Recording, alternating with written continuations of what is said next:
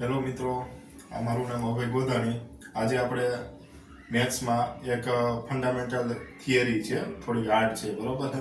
તો એનું સોલ્યુશન બહુ ઇઝી રીતે આપણે એક્સપ્લેન કરીએ છીએ. કઈ રીતે કરીએ એ જરા ધ્યાનથી જોજો, બરોબર છે. હવે આમાં LHS એટલે કે લેફ્ટ સાઈડની અંદર tan θ is equal to 1 cot θ plus cot θ is equal to 1 minus tan θ.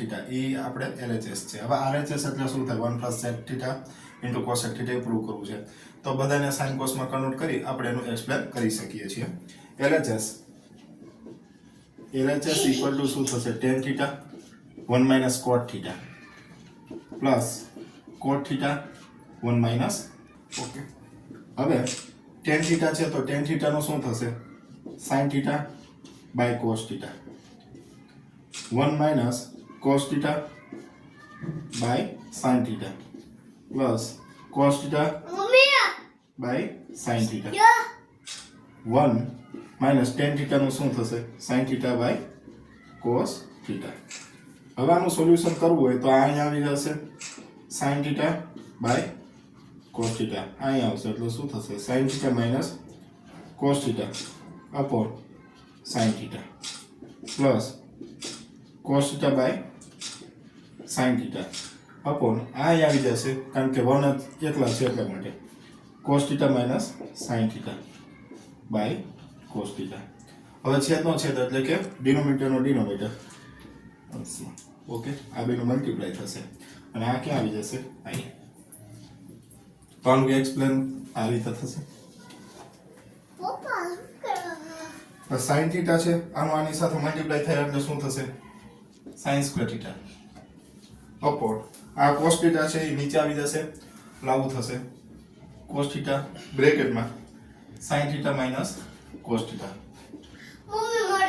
Plus આનું ઉપર જશે એટલે શું થશે? cos square θ. આ નીચે આવશે એટલે શું થશે? sin θ.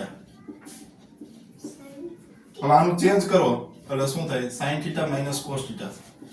જો મિત્રો, આપણે cos θ માઇનસ sin θ છે, આપણે એનું ચેન્જ કર્યું એટલે શું થયું? આ નિશાની છે એ ચેન્જ થઈ જશે. હવે આનો LCM શું થશે?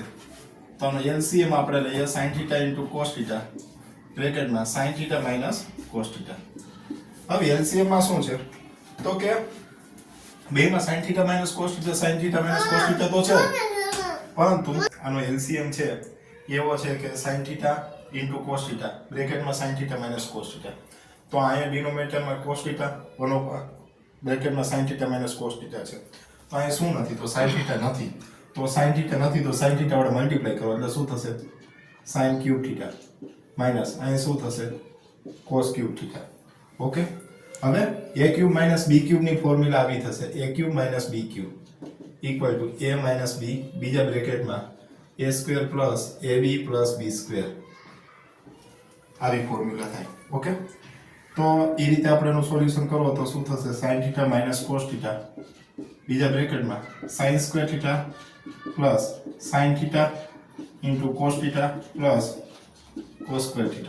Okay, upon sin θ into cos θ sin θ minus cos θ.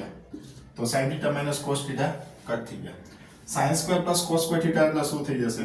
1 plus sin θ into cos θ. Okay, અપોનમાં sin θ ઇન્ટુ cos θ. હવે પ્રશ્ન છેદ આપી ગયો એટલે શું થશે?